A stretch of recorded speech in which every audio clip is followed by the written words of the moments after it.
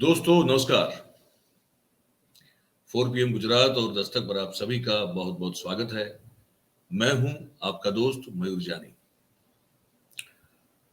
दोस्तों चुनाव हमारे यहाँ जो है ऑलमोस्ट वो मौसम तो चलता ही रहता है। आप देखिए कि हर 2 साल में कोई ना कोई, 1.5-2 साल में कोई ना कोई चुनाव हमारे सर पर आ जाता है और फिर हमको वो जो है वो झेलना पड़ता है। बेसिकली झेलना पड़ता है, वो मैं इसलिए कह रहा हूं क्योंकि हम उसी में उलझे हुए रहते हैं। ये बात सच है।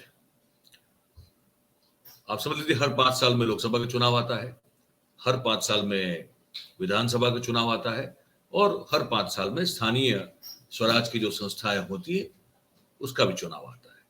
लेकिन उनका शेड्यूलिंग कुछ इस तरह से है कि देखिए अब ये 2024 में अगर शेड्यूल से हुआ तो 2024 में लोकसभा का चुनाव आएगा मई महीने में, लेकिन उससे पहले दिसंबर 22 में हमारा विधानसभा का चुनाव हो गया अगर गुजरात की बात करें तो। वैसे ही फिर आप देखें तो 2021 में वो जब कोरोना का टाइम चल रहा था तो स्थानीय स्वराज की जितनी भी हमारी इकाइयां हैं, कॉरपोरेशन से लेके नगर पालिका तक, वो सबका चुनाव हुआ। तो चुनाव चलता रहता है। अब जब चुनाव चलता रहता है, मौसम जिसकी हम बात कर रहे हैं, तो फिर चुनावी घोषणाएं भी जो है वो लगातार होती रहती है। वो वादे किए जाते हैं। भारतीय जनता पार्टी की अगर उनकी बोली में बात करें तो संकल्प पत्र जारी किए जाते हैं। और वैसे आमतौर पर सादी भाषा में अगर भाषा की बात करें तो उसमें तो चुनावी ढिंढोरा कहते थे उसको, लेकिन अब उन्होंने नाम दे दिया है कि संकल्प पत्र। चलिए वो संकल्प पत्र ही सही। तो ये सब आपको जो है वो दिया जाता है। अब फिर मोदी साहब ने एक और वर्ड निकाल दिया कि ये तो रेवड़ियां हैं जो बांटी जा रही है। फिर एक और वर्ड निकाल दिया कि गारंटीज जो है वो भी लोगों को जो है वो लुभाने के लिए दी जा रही है, लेकिन उसमें जनता लालायित न हो। मोदी साहब को ये चिंता रहती है कि दूसरे लोगों का जो संकल्प पत्र है उस पर जो है कभी जनता जो है वो भरोसा ना करे, लेकिन उनके द्वारा जो भी संकल्प लिए गए हैं वो 16 आनी सच हैं और उस पर जनता जो है वो जरूर से भरोसा करे। आज मैं कुछ ऐसे संकल्प जो कि भारतीय जनता पार्टी ने नरेंद्र भाई की अगुवाई में 2014 में लिए थे, क्योंकि अब 24 में 10 साल पूरे होने को आ रहे हैं, तो ऐसे कुछ संकल्प इस देश की जनता को समर्पित किए थे कि भाई हम अगर जीत गए, आपने हमको जिता दिया, तो हम ये सब चीजें जो हैं वो आपके लिए बिल्कुल करेंगे और करके ही छोड़ेंगे। तो कुछ ऐसे संकल्पों की, कुछ वचनों की, कुछ वादों की बात जो है मैं आज इस कार्यक्रम में करने वाला हूं कि वो अब जब दिए थे 2014 में तो पूरे कब करेंगे महाराज, इस पर हमको बात करनी है। बात में आगे बढ़ाऊं उससे पहले मैं आप सभी से एक प्रार्थना करता हूं कि अभी से इस वीडियो की लिंक को अगर आप शेयर कर दें अपने सर्कल में हो सके उतना, तो हमारी बात जो है वो ज्यादा से ज्यादा लोगों तक हम पहुंचा पाएंगे आप सबके सहयोग से। और मैं इसमें धन्यवाद भी देना चाहता हूं, हमारे मित्र हैं, कांग्रेस के बड़े सीनियर लीडर हैं और लर्नेड व्यक्ति है काफी, जिनका नाम है मनहर पटेल साहब। तो हमारी उनसे बात हो रही थी कल, तो इसी चीज में मैंने कहा भाई आप लोग, मैं तो फोन करता रहता हूँ हर एक लोगों को कि भाई पता चले कौन कहाँ क्या हो रहा है। तो उसमें ये बात हुई कि उन्होंने कहा कि ये आप बात कर ही रहे हैं तो ये भी तो कुछ चीजें हैं, इस पर भी कुछ आप रोशनी डालें कि ये जो वादे किए थे ये कब पूरे होंगे। तो मुझे लगा कि नहीं, बात तो सही है, क्योंकि ऐसे वादे हैं, जो ऐसे संकल्प हैं जो 2014 में लिए गए थे, लेकिन उसका कहीं नामो निशान नहीं है। तो मैं आपको बता रहा हूं अभी ये जो संकल्प, ये जो नहीं हुए हैं पूरे, ऐसे संकल्पों की जो यादी है, जो सूची है, वो 15 की अब तक मेरे पास है। अगर आपको उसमें कहीं और जानकारी हो तो आप बिल्कुल अपनी राय जो है वो, अपनी जानकारी जो है कमेंट बॉक्स में आप बिल्कुल साझा कर सकते हैं। 2014 में जब पहली बार प्रधानमंत्री पद के उम्मीदवार नरेंद्र मोदी साहब को बनाया गया भारतीय जनता पार्टी और एनडीए की ओर से, तब जो वादे किए गए थे कि हम जीतेंगे तो ये करेंगे, उसमें से मैं शुरू कर रहा हूं, आप सुनिएगा ठीक से। कहा गया था कि हम 100 नए शहर बनाएंगे, 100 नए शहर बनाएंगे। अब वो उसमें फिर स्मार्ट सिटी वाली बात भी आप जोड़ सकते हैं, नए शहर, लेकिन स्मार्ट सिटी जो है उसको स्मार्ट सिटी बनाना वो अलग बात है। वो अहमदाबाद आप कह रहे हैं स्मार्ट सिटी है, लेकिन जाएंगे तो गड्ढे अभी मिलेंगे आपको इतने सारे के पूछो मत, वो अलग बात है। अब उसको स्मार्ट मानते नहीं मानते, लेकिन शहर ही नए बनाना, ऐसे सो। अब बताइएगा आपने कहीं एक और नया शहर के बनते हुए देखा हो तो आप हमको जरूर बताइएगा। कहा गया था कि पूरे देश में जो है वो हम वाईफाई नेटवर्क से पूरा देश जोड़ देंगे। कहीं भी जाइएगा तो आपको वाईफाई जो है सरकार प्रोवाइड करेगी, आप चिंता मत करें। अगर ये कहीं हुआ तो बताइएगा। कृषि उत्पादन जो होता है उसकी आवाजाही के लिए अलग से एक रेलवे का नेटवर्क बनाया जाएगा। ये 2014 का ये मेरे पास है, ये इसी में से मैं पढ़कर बोल रहा हूं।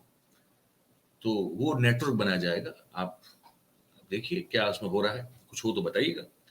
किसानों की आय दुगनी कर दी जाएगी, ठीक है। किसान रास्ते पे रोड पे उतर के लठियां, अब वो लठ खा रहे हैं पुलिस की, लाठी खा रहे हैं पुलिस की, वो अलग बात है। एक साल और एक महीना मतलब 13 महीने तक बैठे रहे दिल्ली की सरहदों पर, वो एक अलग बात है। अच्छा, अब जो संग्रह करते हैं और जो कालाबाजारी करते हैं उनके लिए, उनके खिलाफ कानूनी तौर पे काम केस चलाने के लिए अलग से अदालतें खड़ी कर दी जाएंगी, ठीक है। जजेस जो हैं कोर्ट्स में, चाहे वो निचली कोर्ट से लेके ऊपर तक की बात हो, उनमें हम जो है उनकी संख्या बढ़ा देंगे ताकि जो पेंडेंसी रहती है वो न रहे। अदालतों की संख्या अभी डबल कर देंगे, नीचे से लेके ऊपर तक, तो कि नए जज आए, नए जज बैठेंगे कहाँ, तो उनके लिए इन अदालत है। तो काम जो है, जो पेंडिंग केस पड़े वो जल्दी से जो है वो उनका निकाल हो, ठीक है। ये भी वादा किया गया था। बलात्कार पीड़िता जो होती हैं उसके लिए अलग से एक फंड उसके लिए रखेंगे, ताकि उनको जो है एक तरह से एक कम से कम और तो कुछ नहीं कर सकते, लेकिन एक फाइनेंशियल हेल्प हो जाए। महिलाओं के लिए महिला आईआईटी की स्थापना करेंगे अलग से। महिलाओं के लिए महिला आईआईटी, मैं आईटीआई की बात नहीं कर रहा हूं, मैं इंडियन इंस्टीट्यूट ऑफ टेक्नोलॉजी की बात कर रहा हूं, आईआईटी। ये हुआ है क्या बताइएगा। न्यायपालिकाओं में महिलाओं की संख्याओं को बढ़ाएंगे, ठीक है। महिला संचालित बैंक्स की स्थापना करेंगे, एक बैंक नहीं, बैंक्स, एक से ज्यादा, जो सिर्फ संचालन हर जगह ऊपर से लेकर नीचे तक महिला ही करती हो, ऐसी बैंकों की स्थापना करेंगे। ये आप हुआ तो बताइएगा। अच्छा, बैंक का जो एनपीए है उसको घटाने के लिए विशेष रूप से योजना देंगे। आप अगर ये 11 लाख करोड़ रुपए जो थे उसको माफ करने को अगर ये विशेष योजना का नाम देना चाहते हैं तो फिर वो आपकी मर्जी है। तो किया ना अभी कुछ समय पहले, 11 लाख करोड़ के आसपास जो पैसा बाकी था, बकाया था, वो माफ कर दिया गया, उसको राइट ऑफ कर दिया गया। क्या ये विशेष योजना थी? तो फिर बात अलग है। नदियों की सफाई के लिए विशेष योजना देंगे। उमा भारती ने, मुझे याद है जब नई नई वो सरकार में वो जो है वो उसको नर्मदा गंगा सफाई वाला प्रोजेक्ट जो उनको सौंपा गया था, और फिर जो उन्होंने कहा था कि उन्होंने कुछ समय सीमा दी थी, मेरे ख्याल से शायद 2 साल या 3 साल की थी, मुझे एग्जैक्टली याद नहीं है, लेकिन 2 या 3 साल की थी। कहा था कि तब मैं अगर वो नहीं गंगा साफ कर दूंगी तो मैं राजनीति छोड़ दूंगी, मैं इस्तीफा दे दूंगी। हालांकि ऐसा कुछ हुआ नहीं था, और गंगा का जो सफाई प्रोजेक्ट है वो अभी भी चल रहा है, ठीक है। तो फिर और नदियों की तो बात ही क्या सोचे हम लोग।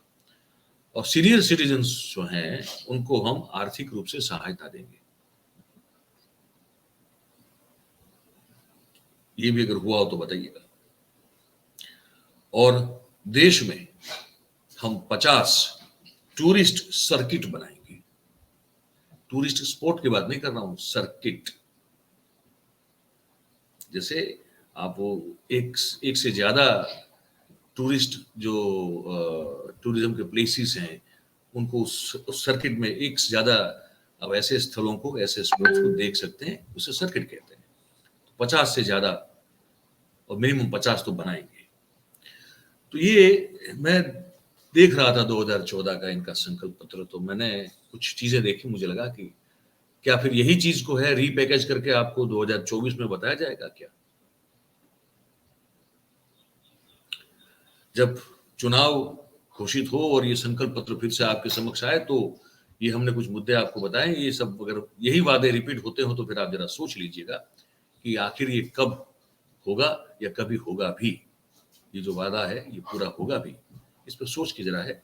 फिर आप जब मन चाहे जिसको चाहे आप वोट कर सकते हैं। तो ये बात बताने के लिए हमने इस कार्यक्रम में सोचा कि आपसे रूबरू होते हैं, तो ये बता दिया हमने आपको।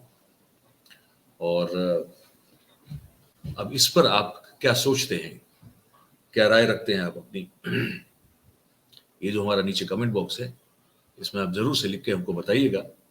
और बात हमारी अगर अच्छी और सच्ची लगती हो तो फिर आप हमारे इस कार्यक्रम को लाइक करें, और इस कार्यक्रम के वीडियो की जो लिंक है उसको आप हो सके उतना शेयर करें, और हमारी चैनल जो है 4PM उसको भी आप सब्सक्राइब करें और लोगों से करवाएं भी। आप सब हमारे साथ जुड़े, आप सभी का बहुत बहुत धन्यवाद। Thank you very much. नमस्कार।